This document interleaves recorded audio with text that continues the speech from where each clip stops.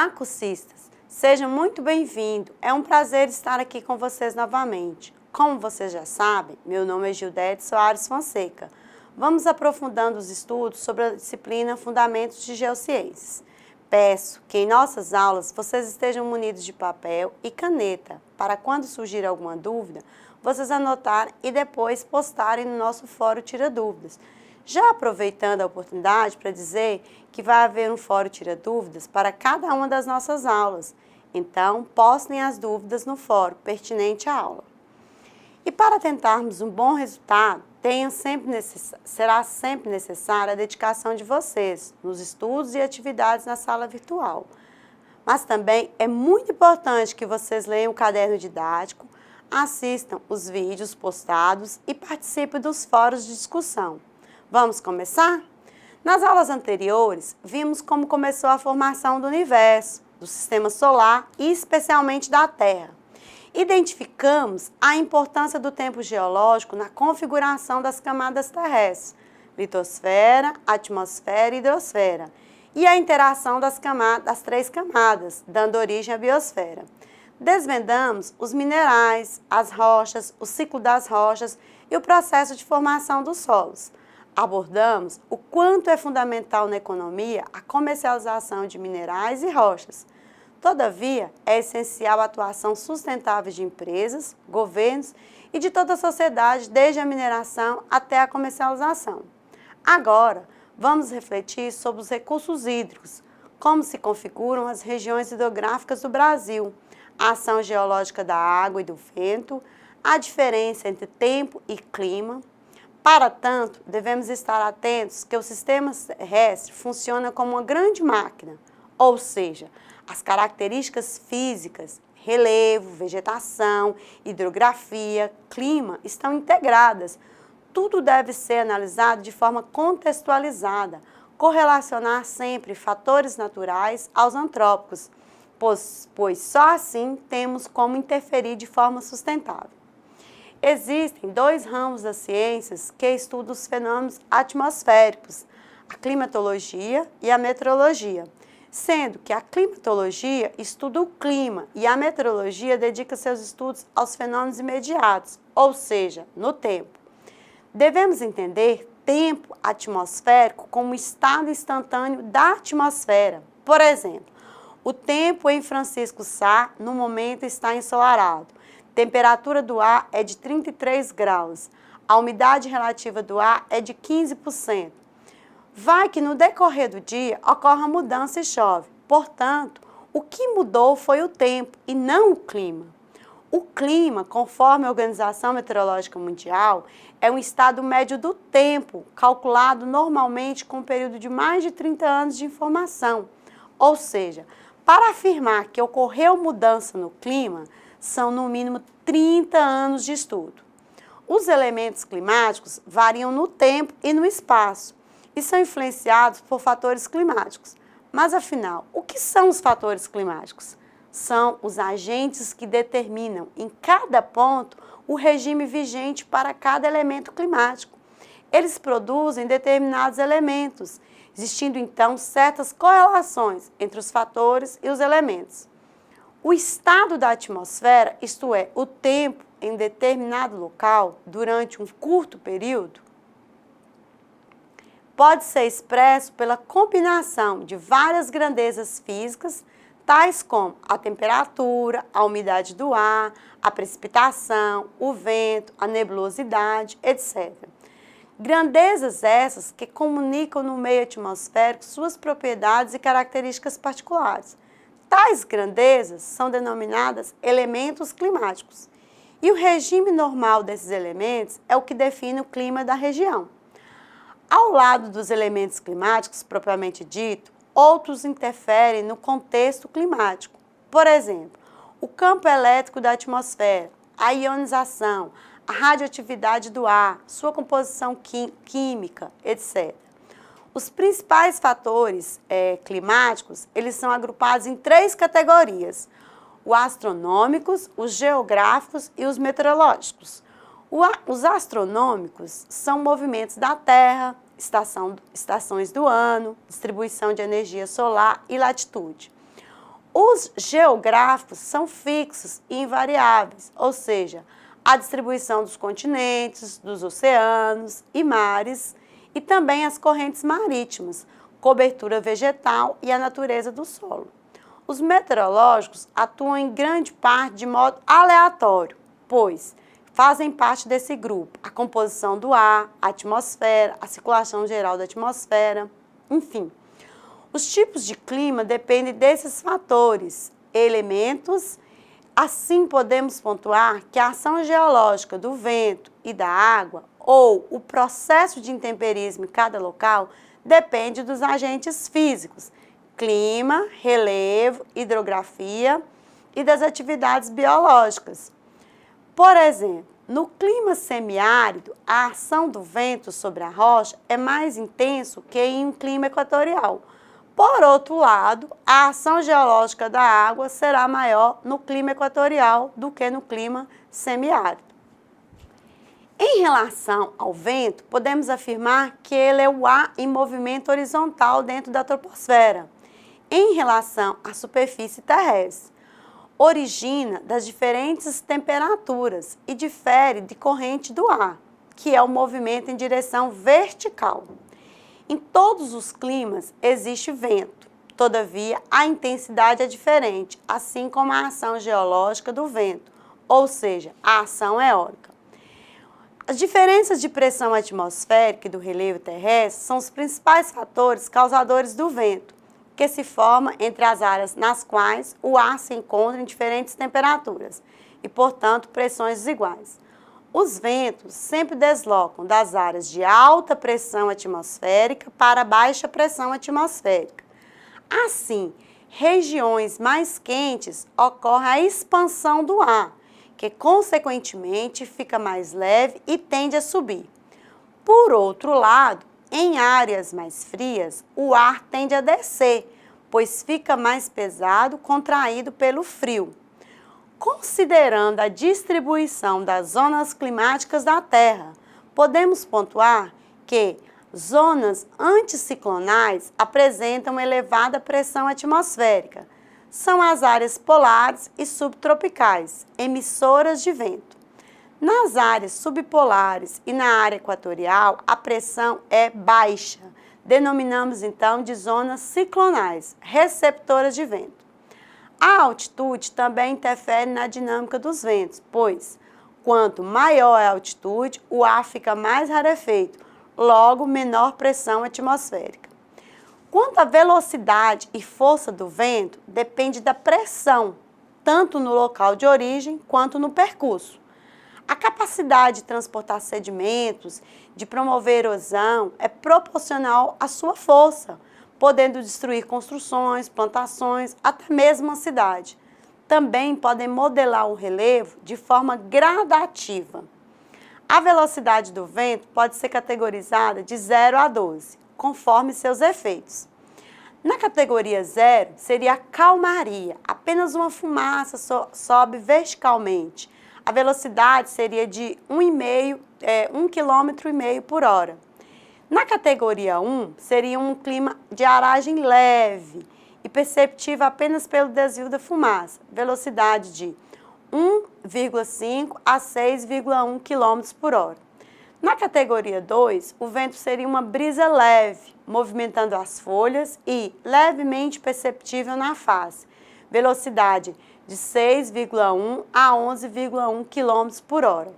Devemos entender que brisas são ventos fracos que sopram nos litorais e nas zonas montanhosas, produzidas pela diferença de pressão entre a terra e a água. Na categoria 3, vento suave, movimenta pequenos galhos, velocidade de 11,1 a 17,2 km por hora. A categoria 4 é um vento moderado, levanta poeira e movimenta galhos maiores, velocidade de 17,2 a 24,1 km por hora. A categoria 5, o vento é médio, movimenta pequenas árvores, velocidade de 24,1 a 31,6 km por hora. A categoria 6, o vento é forte, movimenta pequenas árvores, fios e outros objetos. a velocidade é de 31,6 a 38,5 quilômetro por hora. A categoria 7 seria o vento bem forte, fortíssimo mesmo. Movimenta grandes árvores, torna difícil andar contra tal tipo de vento. A velocidade geralmente é de 38,5 a 46,4 km por hora. A categoria 8, a ventania mais forte ainda, quebra galhos de árvores. A velocidade varia de 46,4 a 55,4 quilômetro por hora. A categoria 9 seria uma ventania fortíssima, produz leves danos às construções, geralmente a velocidade de 55,4 a 64,8 km por hora. A categoria de 10 a 12 são furacões, tufões, ciclones, são ventos fortes, raros nos continentes, de efeito altamente catastrófico. Arrancam árvores, destroem edifícios frágeis, destelham casas, várias casas inclusive podem ser atingidas.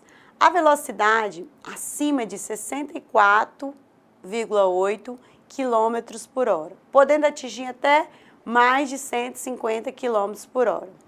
É válido destacar que furacão, ciclone tropical e tufão é o mesmo fenômeno, apenas recebe denominações conforme a localização geográfica.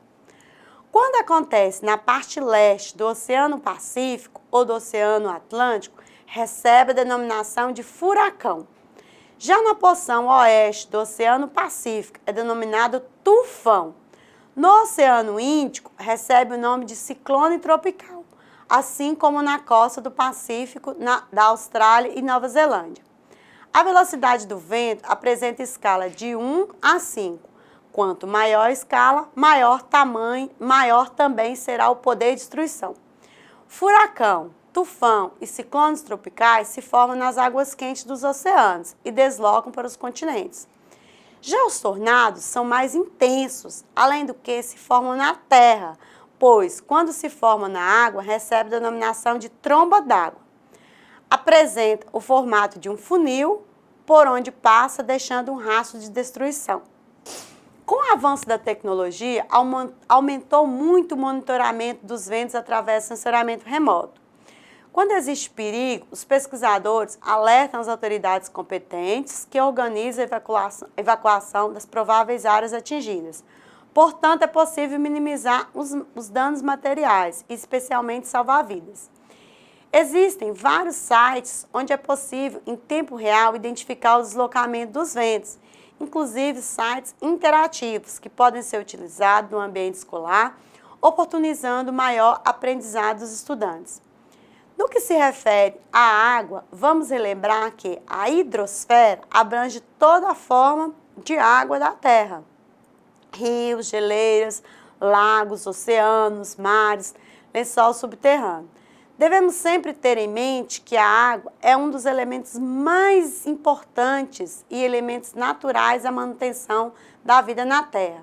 Além do que, o fato da água ser utilizada em quase todas as atividades humanas aumenta a pressão em decorrência da demanda para múltiplos usos e a transformação das condições do estado dos seus recursos ambientais, água, ar, solo e biodiversidade.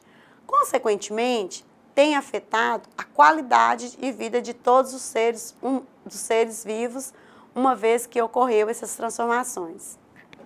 Na Terra, a água salgada corresponde a 97,5%. Portanto, apenas 2,5% da água doce. Existe a possibilidade de dessalinização dessa água salgada dos oceanos e mares, ou seja, é um método físico que retira o sal da água. Apesar do custo ser aproximadamente 2 vezes a mais que o tratamento da água potável, mais de 150 países adotam a dessalinização como alternativa. Temos, por exemplo, países do Oriente Médio, Estados Unidos, Austrália, Namíbia e no Brasil temos o estado do Ceará, que já adota esse método de dessalinização. A poluição dos oceanos onera ainda mais esse processo de dessalinização, Outro problema ambiental é o destino do rejeito produzido na dessalinização. É importante lembrar a importância dos oceanos, também como regulador térmico da Terra, ou seja, os oceanos absorvem os raios do Sol e liberam lentamente a energia armazenada. Sem eles, a temperatura seria bem maior na Terra. O derretimento das calotas polares, que são compostas por água doce, tem produzido a salinização das águas dos oceanos e atingido especialmente as correntes marítimas, alterando a temperatura das mesmas. As consequências são aumento do volume de chuva em determinadas áreas e redução em outras, queda da temperatura em alguns locais e aumento em outros, com incidência de incêndios. Por exemplo, a corrente do Golfo do México, que é quente, quando tem suas águas mais aquecidas, libera mais umidade, que desloca formando massas de ar e provoca maior volume de chuva. Os fenômenos El Niño e La Niña ocorrem na corrente do Peru ou corrente de Humboldt, que tem como característica natural águas frias. O El Niño é um fenômeno atmosférico oceânico caracterizado por um aquecimento anormal das águas superficiais no Atlântico, no Oceano Pacífico tropical, e que pode alterar o clima regional e global, mudando os padrões de vento a nível mundial e afetando assim os regimes de chuva em regiões tropicais e de latitudes médias.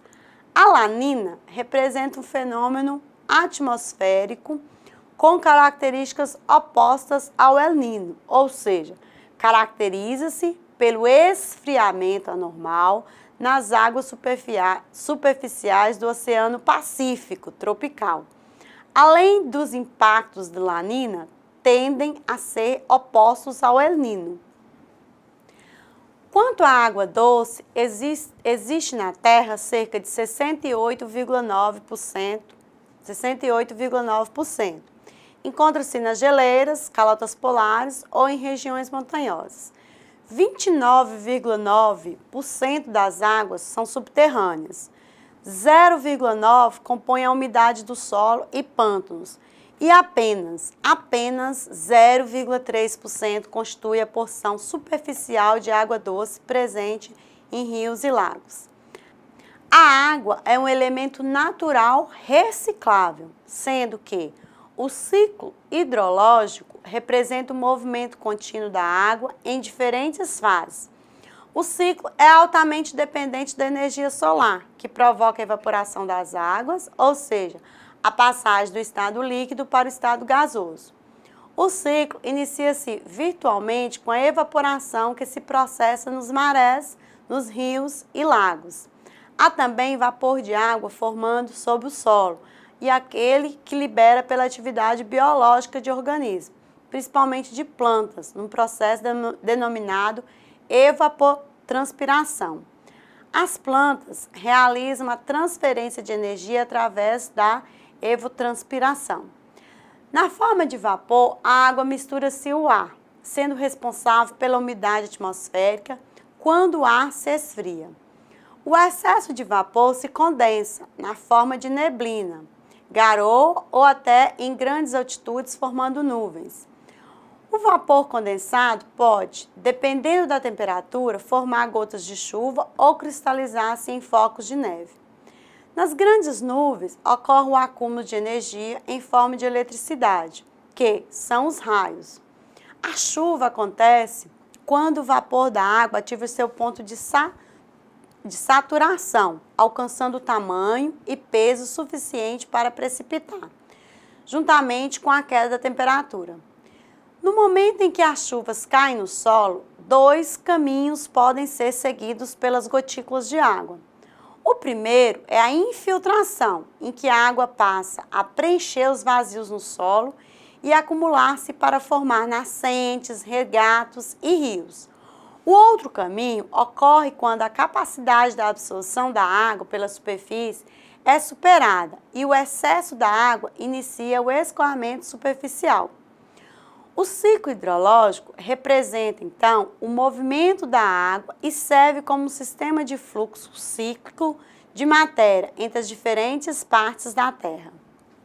A disponibilidade de água doce no planeta é desigual. Dependendo do ecossistema que compõe determinado território, este terá grande disponibilidade de água ou não.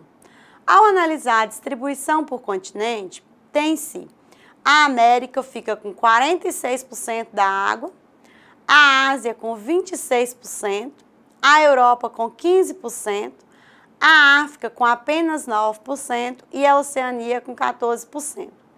Países como Brasil, Canadá, parte da Rússia, Gabão, possuem água em abundância. Já partes da Índia, da China, países do Oriente Médio e a maioria dos países da África padece com escassez e irregularidade hídrica. O acesso à água potável é um dos fatores fundamentais para o desenvolvimento socioeconômico. A escassez leva à redução dos espaços de vida, perda global de produtividade agrícola e de biodiversidade aquática e terrestre. Para Smith, 2008, página 122, o acesso à água potável e saneamento eficiente é um dos requisitos básicos para viver de modo saudável.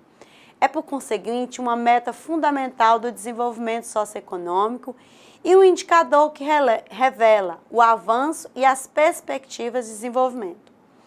Outro aspecto a ser analisado é a forma como os seres humanos fazem uso da água, pois é cada vez mais frequente a poluição das águas superficiais e subterrâneas, assim como o seu consumo inadequado.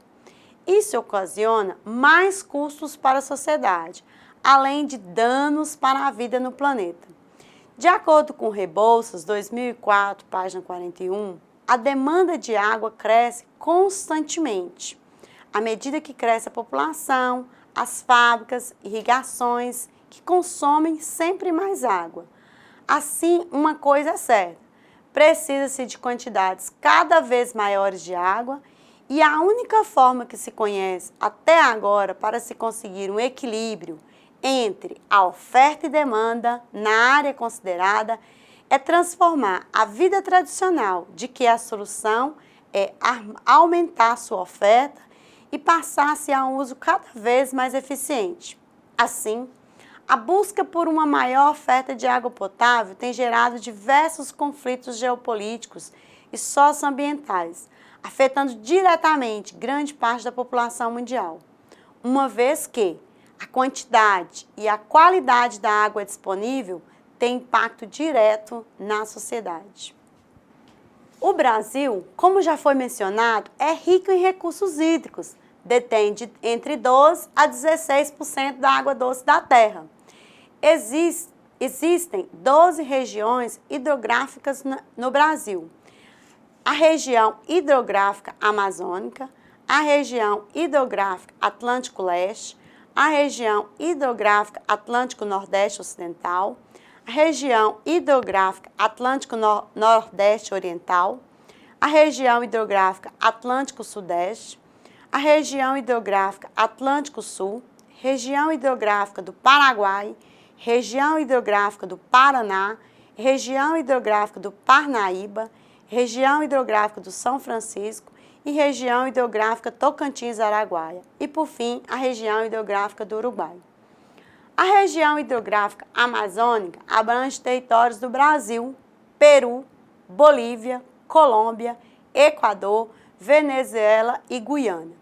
Apresenta extensa rede hidrográfica desde as nascentes do rio Amazonas, nos Andes peruanos, até a foz no Oceano Atlântico.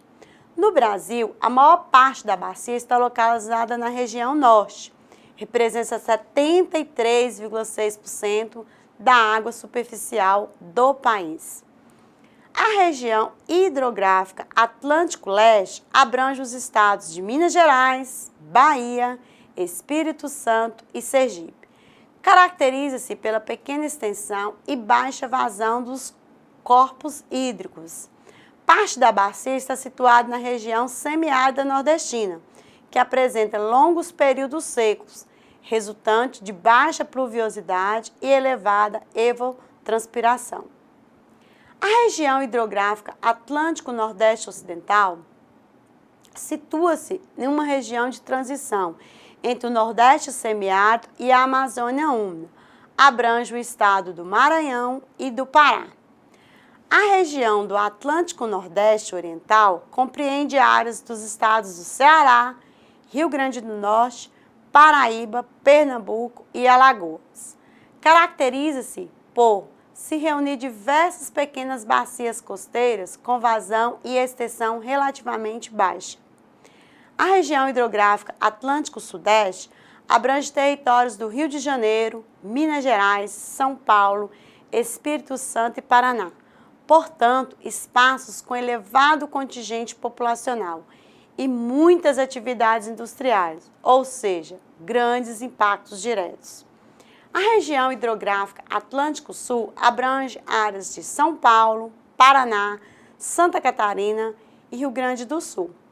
Tem início próximo à divisão estadual de São Paulo e Paraná. Estende-se do Arroio Chuí, no Rio Grande do Sul. Predomina rios de pequena extensão, que desaguam diretamente no mar, exceto o rio Taquari-Andas, Jacuí e Camaquã, que desaguam na Lagoa Mirim e Lagoa dos Patos. A região hidrográfica Paraguai abrange no Brasil os estados do Mato Grosso e Mato Grosso do Sul, mas também áreas da Argentina, Paraguai e Bolívia. Ocupa função ambiental muito importante para o país, pois abriga o Pantanal, uma das maiores áreas úmidas contínuas do planeta. A região hidrográfica do Paraná abrange áreas de Goiás, Mato Grosso do Sul, São Paulo, Paraná, Santa Catarina, Minas Gerais e do Distrito Federal. O Rio Paraná é o principal, mas os rios afluentes, como o Rio Grande, Rio Paranaíba, Rio Parapanema, Rio Iguaçu, são de grande importância para essa bacia.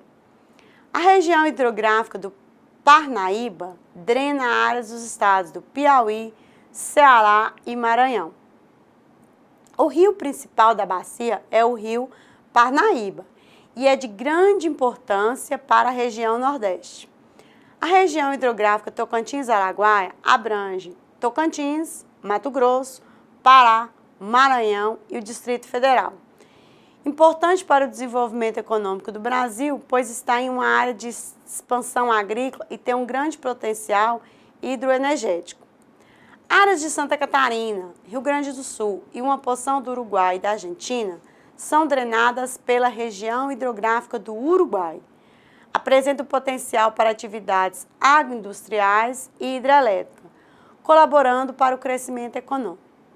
A região hidrográfica de São Francisco compreende áreas de Minas, Bahia, Pernambuco, Sergipe, Alagoas, Goiás e do Distrito Federal. Desempenha importante papel nacional pelo potencial hídrico na geração de energia elétrica e por banhar o sertão semiárido nordestino, caracterizado pelo baixo desenvolvimento socioeconômico em função dos longos períodos de estiagem. O Rio São Francisco tem uma extensão de 2.700 km, desde a sua nascente na Serra da Canastra, no município de São Roque de Minas, até a foz no Oceano Atlântico, entre os estados de Sergipe e Alagoas. Podemos pontuar que os recursos hídricos no Brasil são distribuídos de forma desigual, além de estarem seriamente ameaçados. Os principais fatores que impactam as bacias hidrográficas do Brasil são urbanização sem planejamento, poluição por dejetos domésticos e industriais, agrotóxicos, desmatamento das matas ciliares, manejo inadequado do solo, atividades mineradoras, lançamento de esgotos, uso abusivo, disponibilidade irregular de lixo nos corpos hídricos, entre outros. Assim, as constantes agressões aos recursos hídricos tornam cada vez mais inviável garantir água em condições de uso para as próximas gerações, apesar de que o futuro da sociedade está amplamente ligado ao uso eficiente da água. Um dos desafios recai sobre o tratamento do esgoto lançado nos corpos hídricos que percorrem as cidades. O desafio se apresenta com maior clareza nos centros urbanos, em que a realização de grande parte das atividades domésticas e industriais, bem como o uso da água, é indispensável. A baixa eficiência das empresas prestadoras de serviço de abastecimento na captação e tratamento de água e esgoto contribui também para que o uso sustentável da água seja algo praticamente inatingível, uma vez que não se cumpre, em vários casos, as definições previstas na legislação. Condicionando a uma série de fatores, o uso eficiente da água dependerá muito da importância que a sociedade dá a ela. Deve-se ter compatibilidade tanto quantitativamente como qualitativamente, em disponibilidade e procura pela água. Toda a humanidade faz usos múltiplos dos recursos hídricos. Cabe a cada indivíduo minimizar os impactos negativos que afetam a água do planeta, assim como o que altera o ciclo hidrológico e a qualidade. Podemos pontuar que faz-se necessária a adoção de gestão que se adeque à realidade de cada bacia hidrográfica, ou seja, uma gestão local com foco na educação sanitária e ambiental da sociedade. A utilização da água, em muitos casos, é feita de forma desregrada, pois é visível o desperdício de grande quantidade na limpeza de calçadas, irrigação de jardins, lavagem de carro, atividades higiênicas e outras. Apenas pequena parcela da população faz a reutilização da água, o que representa uma perda inabalável para o sistema hídrico. Para tentar amenizar a situação de escassez hídrica, é necessário o uso com responsabilidade, mudança de comportamento, investimento em tratamento de esgoto e em programas permanentes de educação ambiental, e desenvolver ações que visem uma gestão mais eficiente dos recursos hídricos, fatores indispensáveis aos seres vivos, pois a ausência deles compromete o desenvolvimento socioeconômico e a sobrevivência humana de todas as espécies da Terra. O maior desafio é a mudança de hábitos da população.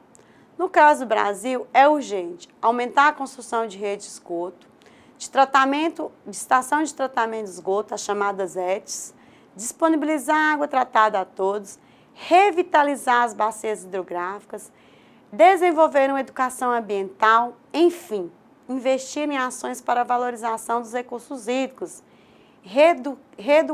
redução dos conflitos em áreas como no norte de Minas e parte do nordeste do Brasil. É preciso aprender a conviver com a seca, pois não existe outra alternativa. Nas últimas décadas, para suprir a demanda, cresceu a abertura de poços tubulares de forma irregular, aspecto que tem contribuído para a diminuição da vazão dos lençóis subterrâneos. As águas subterrâneas são essenciais para a sobrevivência das futuras gerações, sendo fundamental o uso racional delas. Para aprender mais sobre as águas superficiais do Brasil, veja os vídeos nomeados Aquífero Alter do Chão, que fica na região norte do Brasil, e o Aquífero Guarani, localizado nos estados do sul e do sudeste do Brasil, além de se estender a outros países como Paraguai, Argentina e Uruguai. Os vídeos estão na sala. Quanto à ação geológica da água superficial, podemos pontuar que é o principal modelador do relevo terrestre. Se configura pela ação das águas das chuvas, pluvial, das águas dos rios, fluvial, das águas dos lagos, lacustre, ação das águas marítimas e a ação das águas glaciais, no caso glaciais, gelo.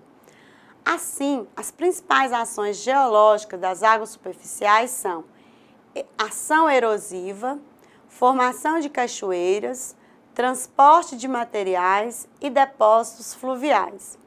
As cachoeiras se formam quando um trecho da rocha resistente se segue a outro de uma rocha menos resistente no curso de um rio. Assim, a rocha menos resistente desgasta e forma-se um declive abrupto. Em geral, as cachoeiras se originam de falhas ou diques. Por exemplo, as cataratas do Iguaçu originaram por falhamentos de grandes rejeitos constatados no basalto, mas a erosão diferencial nas várias sequências de derrame. Portanto, as cachoeiras são exemplos visíveis de como a água modela o relevo. As águas das chuvas, ao cair no solo desnudo, ou seja, sem vegetação, ocasionam a formação de sulcos, que com o decorrer do tempo pode aumentar. Mesmo em local com vegetação, a força da água da chuva pode propiciar erosão e transporte de sedimentos. Todavia, se o terreno for plano, o impacto pode ser menor e a infiltração ser maior. As águas dos rios atuam ocasionando erosão, transporte e sedimentação, dependendo da força do curso do rio. Podem modelar de forma abrangente o relevo. O tipo de rocha é determinante para que a ação geológica das águas, pois, quanto mais frágil for a rocha, maior será a ação da água. Todavia, rochas cristalinas também são modeladas pelas águas, seja dos rios ou das chuvas. Um ótimo exemplo para entender melhor a formação geológica da água é o Grand Canyon, esculpido pelo Rio Colorado nos Estados Unidos. Veja o vídeo nomeado Grand Canyon e verá como esse santuário é fruto da força da água do Rio Colorado. Nas vertentes mais íngremes, a velocidade das águas é maior que nas áreas planas, o que acarreta a formação dos sulcos que arrasta resíduos. A rocha fragmentada é removida e, dependendo da ação e da velocidade da água, o processo de fragmentação é intenso, podendo aprofundar o leito do rio ou ainda mudar o curso do mesmo. Os fragmentos de rochas arrancados são transportados pelas correntes, sofrem desgaste e atuam desgastando o leito do rio. A corrosão produz poços pelos redemoinhos das correntes carregadas de seixos.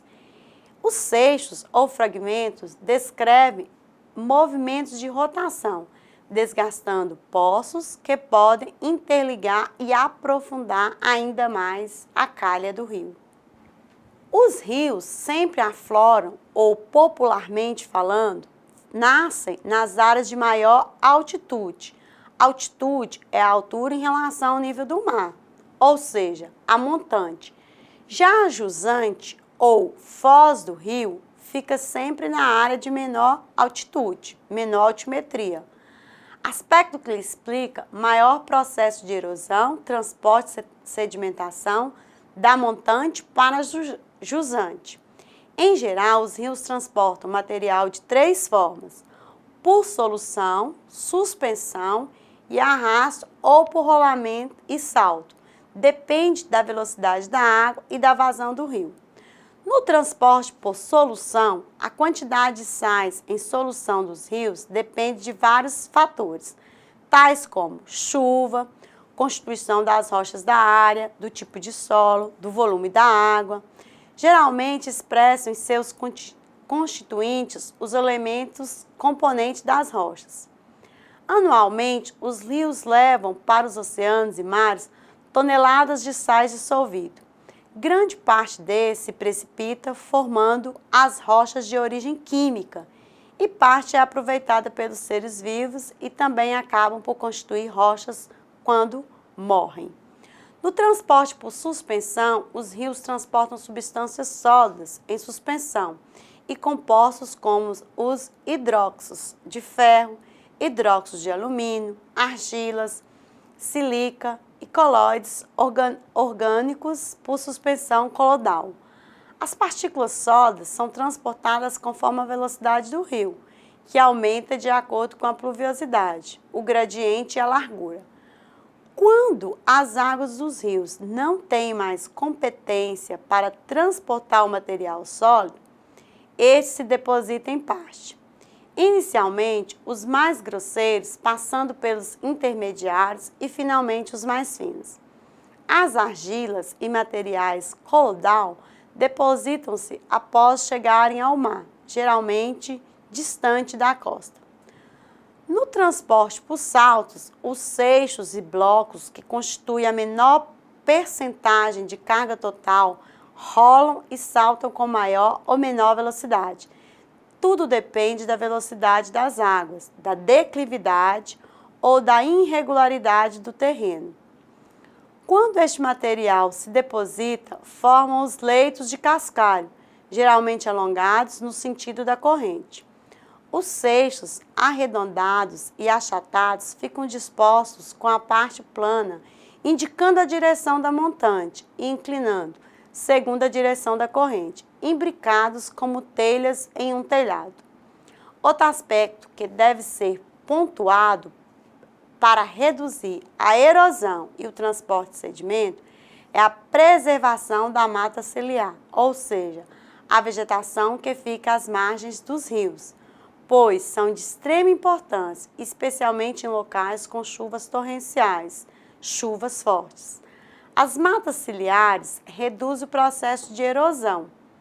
A maioria dos rios possuem 3 partes segundo a inclinação do declive: o trecho da montanha ou fase juvenil do rio, ou de maior dependente, o trecho ou volume da maturação, e o trecho de planície senil, próximo da foz. No trecho próximo da foz, o rio apresenta menor processo erosivo. Seu percurso se torna mais sinuoso. O curso do rio pode ser meândrico ou retilíneo, sendo que rios meândricos apresentam várias curvas, grande deposição e erosão, sendo comuns meandros esculpirem em seus próprios sedimentos. Os meandros podem constituir uma série de cursos que, no período chuvoso, são inundados. Quando toda a planície do rio é coberta temporariamente, ocorre a deposição da argila nesses meandros.